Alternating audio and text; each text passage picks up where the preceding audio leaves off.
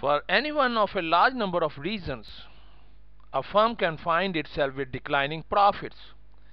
Among these reasons are economic recessions, production inefficiencies, and innovative breakthroughs by competitors. In many cases, strategic managers believe that such a firm can survive and eventually recover if a concerted effort is made over a period of few years to fortify its distinctive competencies.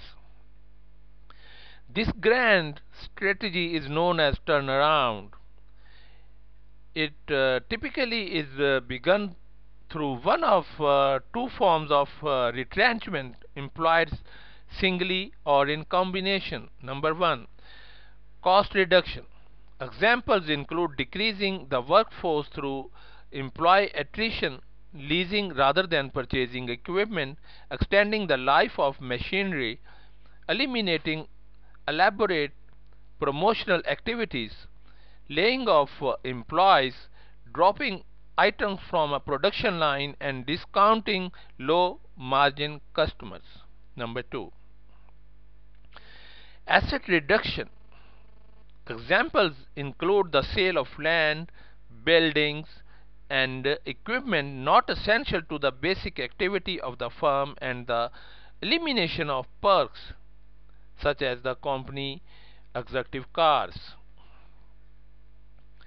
A turnaround situation represents absolute and relative to industry declining performance of a sufficient magnitude to warrant explicit turnaround actions. Turnaround situations may be the result of years of gradual slowdown or months of sharp decline. In either case, the recovery phase of the turnaround process is likely to be more successful in accomplishing turnaround when it is preceded by planned retrenchment that results in the achievement of near-term financial stabilization. For a declining firm, stabilizing operations and restoring profitability almost always entail strict cost reduction followed by a shrinking back to those segments of the business that have the best prospects of attractive profit margins. The immediacy of the resulting threat to company survival posed by the turnaround situation is known as situation severity.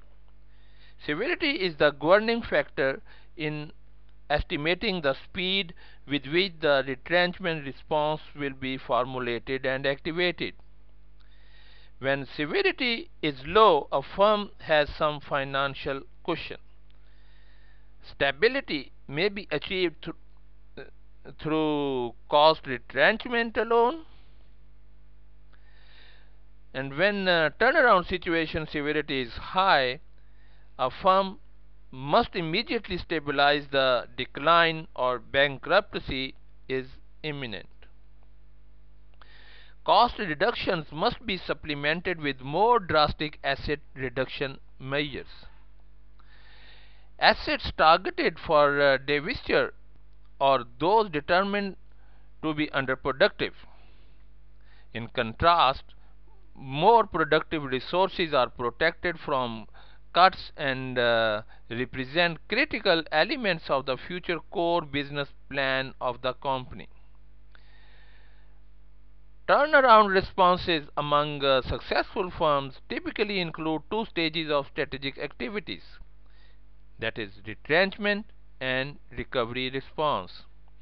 Retrenchment consists of cost cutting and asset reducing activities. The primary objective of the retrenchment phase is to stabilize the firm's financial condition. Situation severity has been associated with retrenchment responses among successful turnaround firms.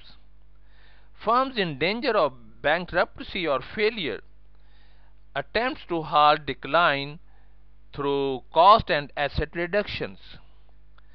Firms in less severe situations have achieved stability merely through cost retrenchment. However, in either case, for firms facing declining performance, financial performance, the key to successful turnaround rests in the effective and efficient management of the retrenchment process. The primary causes of the turnaround situation have been associated with the second phase of the turnaround process, the recovery response. For firms that declined primarily as a result of external problems, turnaround most often has been achieved through creative new entrepreneurial strategies. For firms that declined primarily as a result of internal problems, turnaround has been most frequently achieved through efficiency strategies. And recovery is achieved when economic measures indicate that the firm has regained its pre-downturn levels of performance. Log on to my website www.asifjmeer.com. I also ask you to visit my blog at asifjmeer.wordpress.com. Have a wonderful day.